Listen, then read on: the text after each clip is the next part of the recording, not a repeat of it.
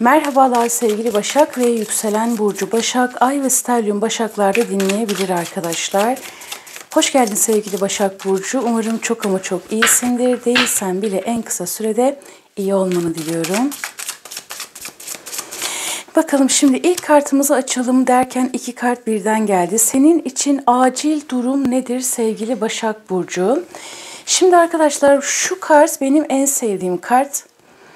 Senden önce iki burçta daha çıktı. Şimdi neden çok seviyorum biliyor musunuz? Anlatacağım.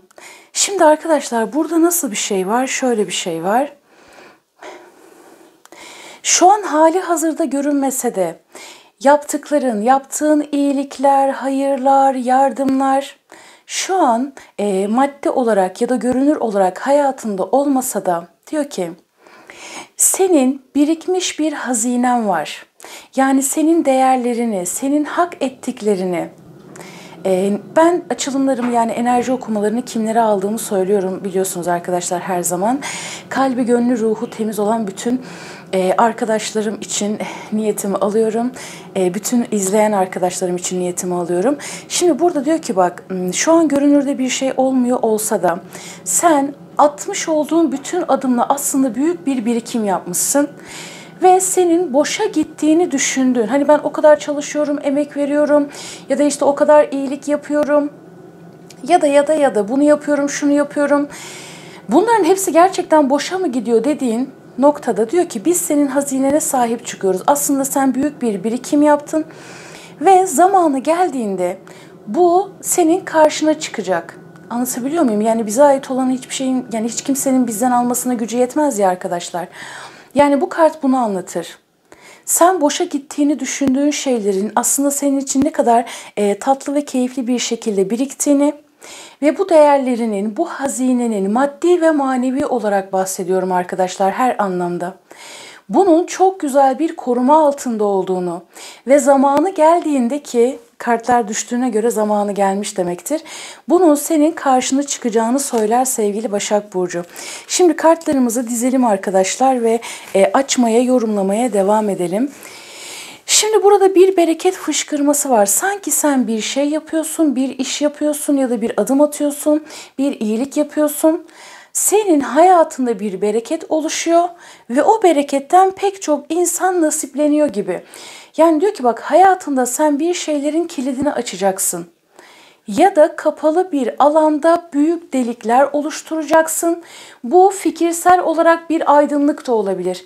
Fikirsel olarak, düşüncesel olarak eyleme geçirdiğin, başkalarına da ışık tutabildiğin, başkalarının da yolunu aydınlatabildiğin bir şeyden bahseder. Yani senin yaptığın bir iş, bir eylem pek çok kişinin karnını doyuracak gibi düşün. Yani pek çok kişi bundan nasiplenecek gibi düşün. Belki de bu senin yapmış olduğun, şu an yapmış olduğun bir iş de olabilir. Burada pek çok kişiye fayda sağlamak vardır Başak Burcu. Yani iki kart düştü ve düşen iki kartta arkadaşlar çok önemli kartlardı ve güzel mesajlar verdi. Şimdi burada bakalım açalım kartlarımızı, başka neler gelecek diyelim. Burada etrafında seni kukla gibi kullanmak isteyenler var sevgili Başak Burcu. Aslında bu yeni bir etki değil. Rabbena hep bana diyen, bana da ver, bana da ver, bana da ver, ben de alayım, canım, cicim falan neyse. Burada sanki her tarafa dağılmış gibisin. Ona da yardım edeyim, bunu da şunu yapayım, şunu da koşturayım, bunu da toparlayayım, bunu da derleyeyim gibi. Baya böyle sanki birileri ya da bir şeyler seninle kukla gibi oynuyormuş gibi. Bu kişilere karşı birazcık dikkat et. Öncelikle burada kartların mesajı ne biliyor musun? Kendi masumiyetini korumaya devam et. Kendi masumiyetini korumaya devam et. Kendini sisteme teslim et, Rabbine teslim et, akışa teslim et. Başkalarının oburca, şişercesine seni kullanmasına müsaade etme. Bu sana zarar verebilir. Senin önce kendi o içindeki çocuk, o masumiyetin, o saflığın bunu koruman lazım. Ve diyor ki başkaları seninle kukla gibi oynamasın.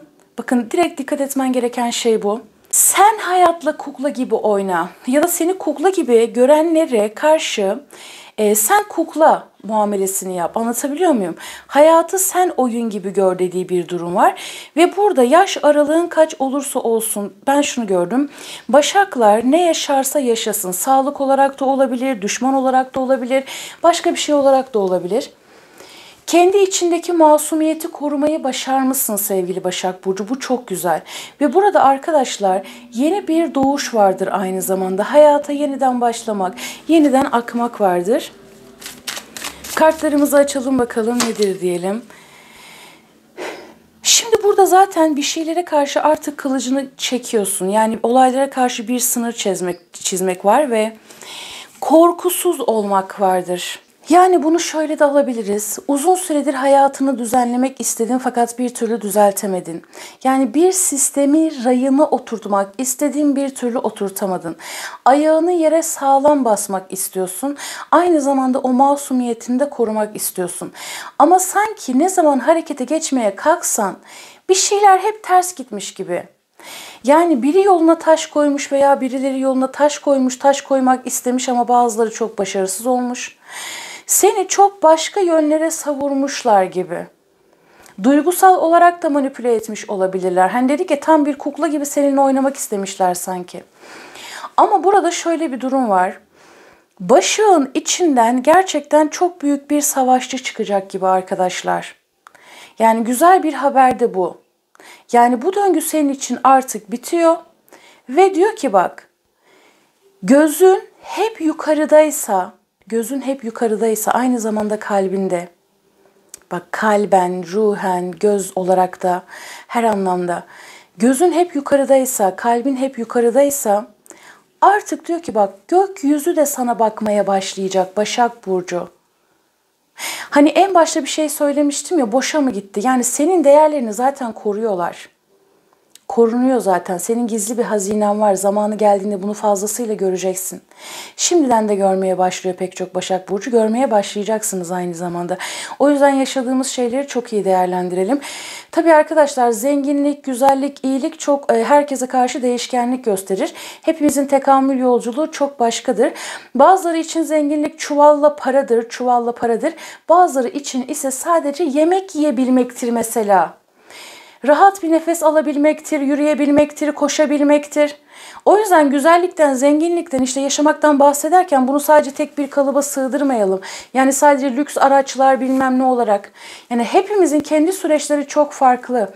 Ve hiçbir şey zaten bizim gördüğümüz gibi değil. Yani bu dünyada gördüğümüz gibi değil. İşin bir de diğer kısmı var biliyorsunuz. Peki şimdi o zaman devam edelim. Şimdi burada kariyerinle ilgili gelecek olan çok güzel ödüller var ve yine Başak'ı tam bir ermiş gibi görüyoruz arkadaşlar. Bakalım. Öncelikle diyor ki bak bu etrafındaki oburlardan, gebeşlerden sıyrılman lazım. Kime ne yaptığını çok iyi bilmen lazım. Kendini tüketmemen ve kendini heba etmemen lazım. Tam bir şeyler oldu derken yeniden bir şeylerin ya da birilerinin seni aşağıya çekmesi. Bu kart yine benim bu destede en sevdiklerimden biri. Ve her gelen burçta da şunu söylerim arkadaşlar. Bir okyanusun içinde yani bir denizin içerisindesin. Her taraf kapkaranlık ve aynı zamanda buzlarla kaplı. Ne altını görebiliyorsun yani ne altını görebiliyorsun ne gökyüzünü görebiliyorsun.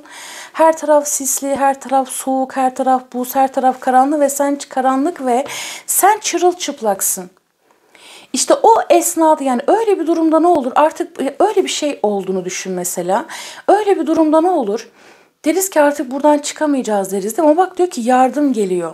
Yani senin tutunabileceğin çok daha güçlü, hayatında kalıcı olabilecek çok daha güçlü destekler, çok daha güçlü hediyeler geliyor sevgili Başak Burcu. Yani yapamadıkların, beklettiklerin ya da istemeden de olsa ne kadar çabalasam çabalayayım, ilerlemedi, bekledi, gitti dediğin şeylerin hayatına gelmesi var. Hayatında aşk yoksa yeni bir aşk, asıl gerçek aşk şimdi geliyor olabilir. Evlilik olabilir, yeni bir sistem, aşk varsa ona çok daha tutkuyla başlamak olabilir. Maddi destekler. Ve burada güçlü insanlardan, bazılarınız belki dedeleriniz, anne, baba, yaşlı, bilge birilerinden, maddi ve manevi olarak her anlamda gelebilecek olan desteklerden bahsediyor. Arkadaş çevresi. Şimdi burada diyor ki bak sen sanki böyle içine o kadar çok sindirmişsin ki ben Yalnız başıma savaşırım zaten. Yani ben neler atlattım ve bana her defasında şans verildi. Ben neyin farkında olduğunu zaten biliyorum. Ama diyor ki bundan sonra zaten yani yalnız savaşmak zorunda değilsin. Sen zaten yalnız değilsin. Biz zaten seni koruyoruz ve değerlerine sahip çıkıyoruz.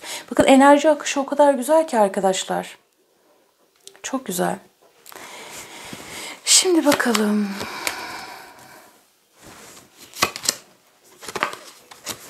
Ve dünyayı anlatan tamamlamayla da kapattık. Şimdi burada sevgili Başak Burcu, bir iş yapabilirsin. Bir proje, bir iş, adım attığın bir eylem neyse. Fakat şu an hali hazırda ve kısacık daha devam edebilecek dedikodular, kötü söylemler, seni aşağıya çekmek isteyenler, bunlara karşı dikkat et. Zaten sen çok akıllısındır. Çok iyi analiz edersin. O mühendis kafalı dediğimiz, yani analitik zeka dediğimiz, bu sende zaten çok vardır. Ama artık düşünmekten de yorulduğun gibi düşünmenin de yetmediğini de fark etmişsin. Yani atağa geçmek, yeri geldiğinde risk almak ve bu almış olduğun risklerde desteklenmek. Hayatını yeniden bir şeyler inşa ediliyor. Öyle düşün yani. Yıllardır biriktirdiğin, çalıştığın, emek verdiğin, sabrettiğin, gözyaşın, acın, çektiklerin, bunların hepsinin ödüle dönüşmesi var sevgili Başak Burcu. Başaklarda da çok güzel aktı, çok güzel. Ve burada artık bir tamamlanmak. Belki bazılarınız arkadaşlar uzun süredir hep böyle manada dolaşmış olabilirsiniz. Yani spiritüellikte, manada, işte büyümek, anlamak, farkındalık. Diyor ki artık madde alemine dön. Buradaki ödüllerini de al. Dünyevi olarak bir tamamlan. Senin için bir döngünün, bir sürecin bitmesi, maddi manevi desteklerin gelmesi Başak Burcu. Dediğim gibi herkesin kendi süreçlerinde alacağı ödüller farklılık gösterecektir. Ama ben burada güçlü insanlardan destek alabileceğin gibi, zaten şunu da söylemiştim ya en başta, sen bir şeyler yapıyorsun. Yani şöyle düşün, bakın basit bir örnek veriyorum. Basit değil aslında, hiçbir şey basit. Yani bizim burada küçük gördüğümüz şeyin aslında ne kadar büyük bir şey olduğunu bilemiyoruz. Yani hiçbir şey gözüktüğü gibi değil. Yani yerden bir çöp almak çok basit bir şey gelebilir ama bilemezsin. Yani onun diğer alemlerde ya da gerçeklikte nasıl olduğunu, ne kadar muhteşem bir etki yarattığını bilemezsin. Şöyle düşün, bir kek yapıyorsun, keki sadece sen yemiyorsun ya da sadece işte ailene yapmıyorsun. Komşum da yesin, onun da burnuna kokmuştur, ona da vereyim. Bakın biz zaten öyle insanlarız biliyorsunuz ama artık kalmadı, yani çok azaldı. Korumaya çalışsak da işte komşuma da vereyim, ona da vereyim, ona da kokmuştur. Onun da canı çekmiştir, o da duymuştur veya görmüştür ya da kokusu gitmiştir gibi. O yaptığın kekin herkesin yiyebilmesi var Başak Burcu. En sevdiğim şey benim.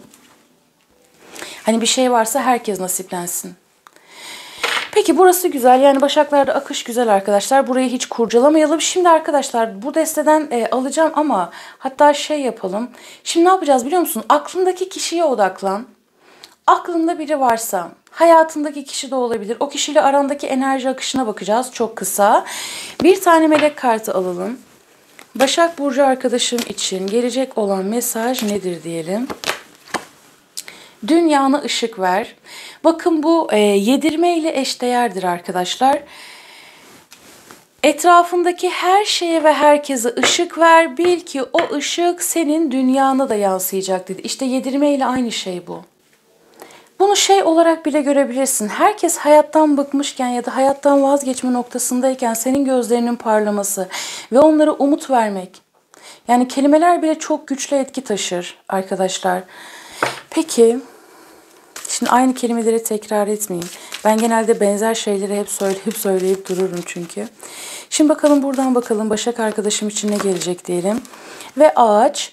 İyi sağlık, kökleri sağlam, birliktelikler, kuvvetli aile bağları. Evet işte bu. Şimdi bu nasıl bir şey biliyor musun? Hayatına gerçek insanların dahil olması. Özellikle toprak grubu, boğa, başak, oğlak.